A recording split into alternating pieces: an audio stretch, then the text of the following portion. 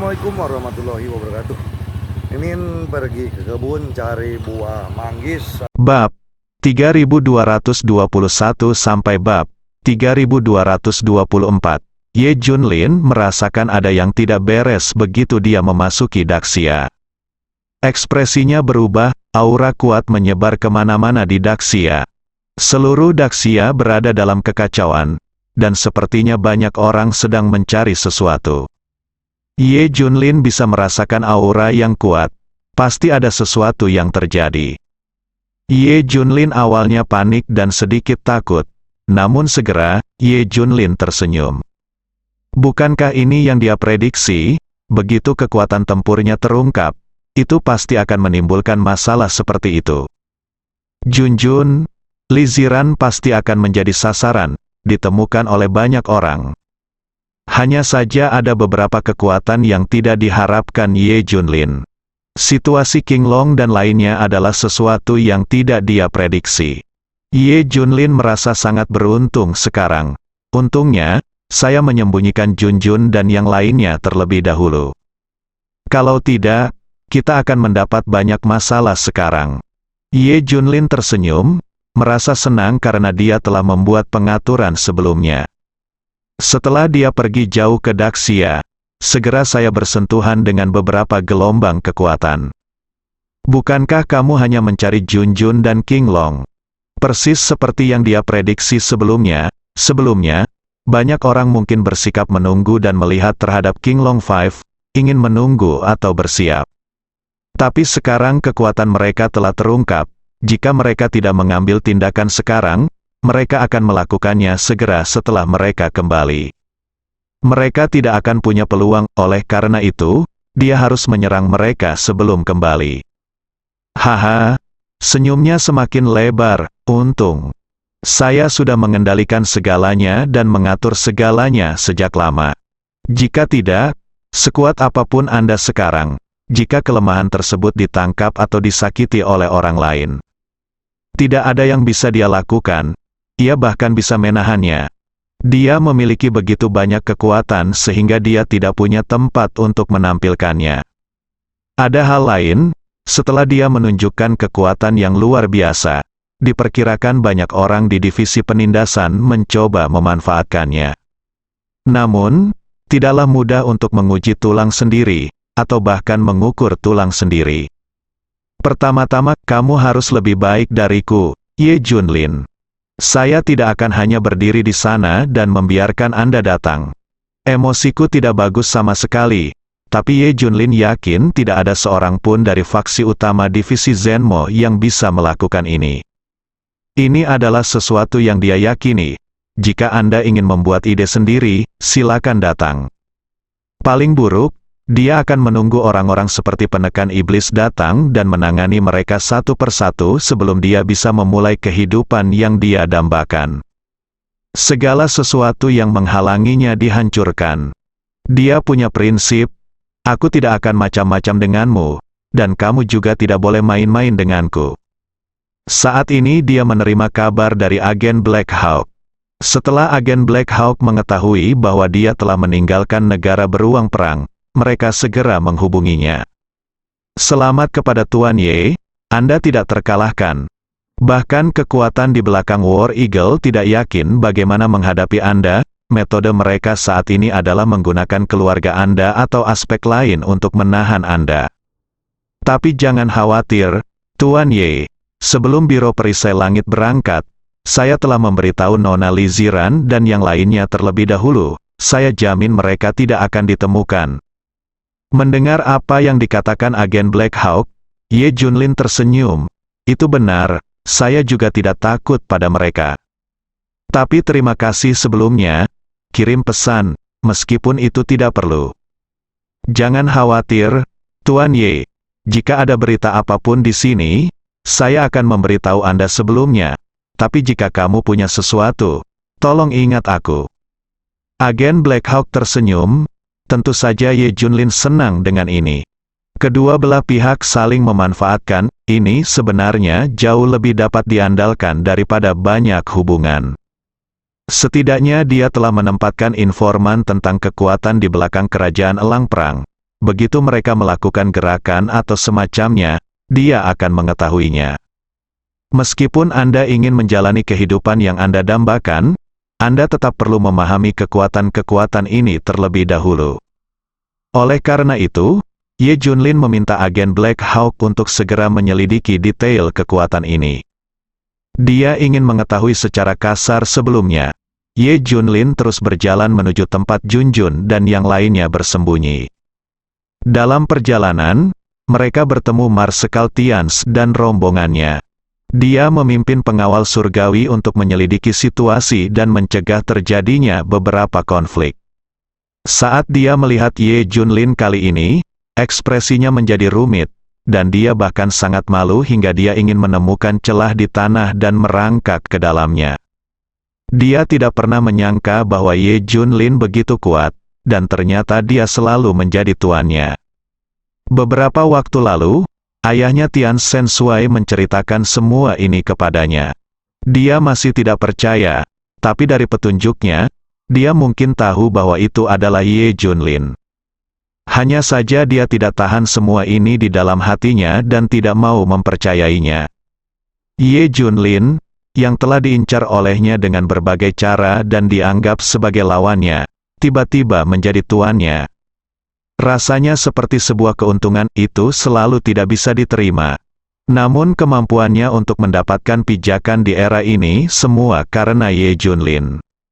Memikirkan terakhir kali dia menjadi sasaran para dewa kerajaan bintang, Ye Junlin lah yang akhirnya memanggil tuannya. Dia juga perlahan-lahan mencoba menerima tuan ini. Apalagi setelah pertarungan mengejutkan Ye Junlin di Siberia, dia juga kaget. Sepertinya menyenangkan memiliki tuan yang tak terkalahkan. Dia sangat yakin, tapi dia masih sangat malu saat melihat Ye Junlin. Dia menundukkan kepalanya dan bersembunyi di dalam tim, tidak berani menatap Ye Junlin. Dia terlihat sangat malu. Sangat memalukan sehingga saya harus menggali rumah dengan 3 kamar tidur dan 1 ruang tamu dengan kaki saya. Tower, kamu jalang. Ye Junlin menarik Marsekal Tians ke depannya. Momen paling memalukan bagi Marsekal Tians datang. Apa yang kamu lakukan? Ye Junlin bertanya. Marsekal Tians memandang Ye Junlin dengan gemetar. Tergagap, Tuan, King Long dan 5 orang lainnya hilang. Begitu juga suster muda Junjun, dan semua istri Tuan. Mereka semua hilang. Seluruh Daxia adalah dalam kekacauan. Kami menjaga ketertiban. Mendengar ini, Ye Junlin tersenyum dan berkata, jangan khawatir, semuanya disembunyikan oleh saya, mereka aman sekarang. Bagus, saya juga takut sesuatu akan terjadi kepada suster junior Junjun dan yang lainnya, ini membuatku merasa lebih nyaman. Itu benar, tim yang dipimpin Marsekal Tians tidak berusaha menjaga ketertiban. Sebaliknya, carilah Junjun dan King Long. Dia benar-benar mengira sesuatu telah terjadi pada mereka. Dia merasa sangat lega ketika mendengar bahwa semuanya baik-baik saja. Oke, teruslah bekerja, jika ada yang harus kamu lakukan, datanglah padaku. Ye Junlin menepuknya. Dimengerti, Tuan. Marsekal Tians mengangguk dengan keras. Gelar ini akhirnya disebut Tongxun. Yang juga merasa malu adalah Ye Lingtian dan yang lainnya. Mereka kini juga tahu bahwa mereka pernah memuja Dewa Kegelapan sebagai tuan mereka. Siapa sangka tuan mereka ternyata adalah Ye Junlin. Ini sungguh keterlaluan, secara logika. Dengan master yang tak terkalahkan, seseorang dapat tertawa bahkan dalam mimpi. Tapi mereka berbeda, memiliki master seperti itu membuatku tidak bahagia sama sekali. Dia bahkan tidak mau mengakui bahwa dia memiliki hubungan guru-murid dengan mereka. Kini tata letak apa yang dilakukan Ye Junlin sebelumnya bukan lagi rahasia. Banyak hal telah terungkap satu demi satu, semua orang memahami bahwa Ye Junlin sangat berkuasa di masa lalu dan dia melakukan banyak hal. Dialah yang melindungi, kekuatan sebelumnya sangat kuat dan menakutkan. Hanya saja karena keberadaan yang kuat di laboratorium dewa, mereka tidak punya pilihan selain menyembunyikan kekuatan mereka. Banyak orang sangat mengagumi Ye Junlin. Baru sekarang, ketika dia merasa memiliki kekuatan untuk mengendalikan segalanya, dia melangkah maju. Sungguh, di setiap era, dia berada di puncak, namun, dengan kemampuan yang lebih besar, muncul tanggung jawab yang lebih besar dan lebih banyak masalah. Namun kini Ye Junlin yakin bahwa waktunya telah tiba di mana dia bisa mencegah dan mengendalikan semua masalah. Anda akan segera menjalani kehidupan yang indah. Dia pergi dengan penuh semangat. Hei, itu tidak benar. Marsekal muda, baru saja, dia mengatakan bahwa semua orang disembunyikan olehnya. Tetapi 5 orang Qinglong muncul lagi sebelumnya. Seseorang di sebelahnya mengingatkannya seperti ini, yang membuat Marsekal Tians segera terbangun. Itu benar, kelima orang Qinglong menghilang untuk sementara waktu. Tapi kemudian mereka muncul lagi, namun kemudian menghilang lagi. Sebelumnya, faksi utama dari divisi setan penekan sedang mencari 5 orang Qinglong. Masalah terjadi, saya khawatir sesuatu akan terjadi sekarang. Sebagai bos divisi Tiansen, Marsekal Tians tahu betapa tertariknya faksi utama di divisi penekan iblis terhadap 5 Qinglong selama periode ini. Dia juga khawatir sesuatu akan terjadi dan memperingatkan kelima orang Qinglong. Hanya saja kelima Qinglong sekarang menjadi yang terkuat di divisi Tiansen, dan bahkan dia, bosnya, tidak bisa berbuat apa-apa. Jika orang tidak mendengarkan, mereka tidak akan mendengarkan. Sekarang jika kita menganalisisnya dengan cermat, sesuatu mungkin telah terjadi. Sesuatu akan terjadi pada saudari muda Junjun dan tuanmu, dan tempat persembunyian yang baru saja disebutkan guru akan terungkap. Sesuatu yang besar telah terjadi, langsung. Mereka segera mengejar ke arah Ye Junlin. Tapi bagaimana kecepatan Ye Junlin bisa dibandingkan dengan mereka? Dia bahkan tidak tahu di mana dia berada, mereka pasti tidak bisa mengikuti. Itu dia. Kalian cepat dan kejar ke arah ini dan beritahu tuanku beritanya, orang-orang lainnya ikuti aku untuk menemukan Qinglong dan yang lainnya. Marsekal Tians segera memberikan tugas dan semua orang mulai mengambil tindakan. Dan atas nama divisi Tiansen, dia memberitahu pengawal Tiansen di Daxia tentang situasinya, sesuatu terjadi pada 5 orang Qinglong, dan mereka segera pergi mencari mereka. Berita tentang apa yang terjadi pada 5 orang Qinglong tidak hanya tersebar di divisi Tiansen. Sekarang hal itu mulai menyebar di antara faksi utama divisi penekan iblis, sesuatu terjadi pada 5 orang Qinglong. Dari sudut pandang mereka, pasti ada orang lain yang berhasil. Mereka dapat membuat daftar orang-orang yang mungkin berhasil. Mereka berdua berpikir begitu. Su Qingya dan orang lain yang mengetahui cerita di dalam situasi tersebut tahu bahwa mereka telah sepenuhnya selesai. Bagaimana mungkin hal itu bisa berakhir dengan baik ketika bertemu dengan sekelompok orang itu? Menggali tulangmu adalah hal yang sepele, tetapi kamu masih hidup. Sekarang mereka hanya berdoa agar kelima orang Qinglong dapat menyelamatkan nyawa mereka, sedangkan untuk menyelamatkan akar spiritual dan tulang spiritual mereka, itu tidak mungkin. Tak satu pun dari faksi utama divisi penindas iblis dapat bertahan, apalagi iblis-iblis ini. Ye Junlin berjalan cepat. Saat itulah kami hendak mencapai tempat persembunyian. Di depannya, seseorang menghentikannya. Dia adalah seorang pendeta Tao kecil tampan yang memancarkan aura halus. Tapi ini sangat menakutkan, seolah-olah segala sesuatu di langit dan bumi menyatu dengannya, dan dia dapat mengerahkan seluruh kekuatan langit dan bumi untuk kepentingannya sendiri. Kedengarannya agak mirip dengan teknik ciptaan Junjun sendiri, yang menggunakan elemen langit dan bumi. Tapi Junjun menggunakan elemen langit dan bumi untuk digunakan sendiri, dan mereka disempurnakan untuk membentuk serangan kekuatan dan sejenisnya. Dan pendeta Tao kecil di depan Anda jelas secara langsung mengerahkan kekuatan langit dan bumi untuk menghancurkan Anda. Misalnya pegunungan dan medan bisa langsung dimobilisasi untuk menekan Anda. Perbedaan yang luar biasa, kuat, sangat kuat. Bahkan lebih kuat dari dewa super terkuat dari kerajaan beruang perang sebelumnya. Tapi Ye Junlin tidak tertarik. Dia hanya ingin menjalani kehidupan biasa sekarang dan tidak ingin terlibat dalam hal lain. "Siapa kamu? Apa yang ingin kamu lakukan?" Ye Junlin bertanya dengan marah. Sangat menjengkelkan bila ada yang menghalangi jalan. Pendeta Tao yang malang ingin menantang Raja Satu Kata. Pendeta Tao kecil itu secara langsung menjelaskan niatnya. "Tidak tertarik, aku tidak ingin berkelahi lagi. Temukan orang lain untuk diajak bertarung." Ye Junlin pergi tanpa minat sama sekali.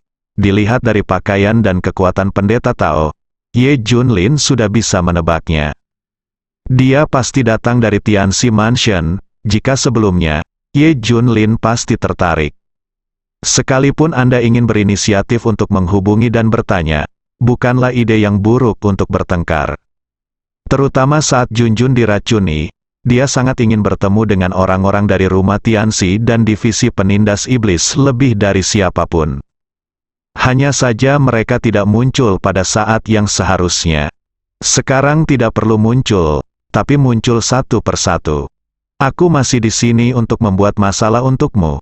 Ye Junlin ingin pergi, tapi pendeta Tao kecil itu menghentikannya. Bagaimana dia bisa melepaskannya? Setelah akhirnya mendapatkan kesempatan tantangan seperti itu, dia tidak akan pernah melepaskannya. Boom! Aura menakutkan muncul dari tubuhnya, dan terdengar suara guntur yang samar. Manusia seutuhnya sombong seperti seorang pejuang abadi. Faktanya, Tianxi Mansion tidak sepenuhnya legendaris. Banyak ahli sihir yang Ye Junlin temui sebelum Daxia benar-benar menerima sedikit warisan dari Tianxi Mansion. Setidaknya itu agak mirip, tapi sekarang yang paling ortodoks ada di sini. Semua teknik itu kekanak-kanakan, sihir sungguhan dapat memobilisasi kekuatan langit dan bumi. Master sihir yang Ye Junlin temui sebelumnya hanya memanfaatkan situasi ini. Terus terang, itu semua palsu. Ini jauh dari mungkin. Sekarang pendeta Tao kecil ini menjadi liar, seolah-olah seluruh dunia sedang marah. Langit dan bumi bersamanya, dia marah, langit dan bumi marah. Seperti itulah rasanya, tapi semakin dia bersikap seperti ini, semakin dia bisa membuat Ye Junlin marah. Sebenarnya itu buruk, sangat merugikan dia. "Jangan hentikan aku, karena kamu akan mati." Wajah Ye Junlin sedingin es. Begitu dia berbicara, suhu di sekitarnya tiba-tiba turun ke level terendah. Niat membunuh yang luar biasa menyebar ke seluruh langit. Pendeta Tao kecil itu tidak bisa menahan diri untuk tidak bergidik. Aura menakutkannya sepertinya tidak cukup di depan Ye Junlin. Agak menakutkan, benar saja, aku baru saja mengalahkan begitu banyak dewa. Tapi matanya malah berbinar. Ancaman Ye Junlin tidak hanya membuatnya bergeming, tapi malah membuatnya semakin bersemangat. Sangat kuat itu memenuhi standarnya, dia pasti akan menantang Ye Junlin. Meskipun Ye Junlin baru saja mengalahkan 570.000 dewa di kerajaan beruang perang. Ini adalah suatu pernyataan berlebihan yang tidak dapat dibayangkan oleh dunia. Namun bagi mereka, dewa hanyalah bibit dengan akar spiritual dan tulang spiritual. Tapi seberapa kuat dan bagaimana kualitasnya, mereka tidak tahu. Mereka juga punya standar sendiri di sini, tapi saya tidak tahu apa standar untuk orang-orang ini di sini. Terlebih lagi, Ye Junlin menangani sekelompok orang itu terlalu mudah, dan dia sepertinya tidak menunjukkan kemampuan yang luar biasa. Mereka tidak tahu banyak tentang kekuatan Ye Junlin, dan sulit untuk menilai. Oleh karena itu, Ye Junlin tidak terkalahkan dan menargetkan dunia, bukan mereka. Kalau tidak, bagaimana mereka berani menantang? Sekarang saya hanya merasa Ye Junlin sangat kuat, jadi saya datang untuk menantang. Oke, kalau begitu, mari kita berurusan denganmu, itu juga akan menjadi peringatan bagi orang lain. Ye Junlin tidak berencana untuk pergi. Jika tidak diselesaikan, diperkirakan akan semakin banyak orang yang menantang diri atau menemukan masalah di kemudian hari. Lalu bunuh saja satu untuk mengintimidasi dia. Kamu boleh menantang, tapi kita sudah sepakat sebelumnya bahwa sekali ditantang, itu akan menjadi pertarungan hidup dan mati, sampai mati. Kata Ye Junlin langsung, ekspresi pendeta Tao kecil itu berubah. Tidakkah menyangka Ye Junlin begitu kejam? Datanglah sampai maut memisahkan kita.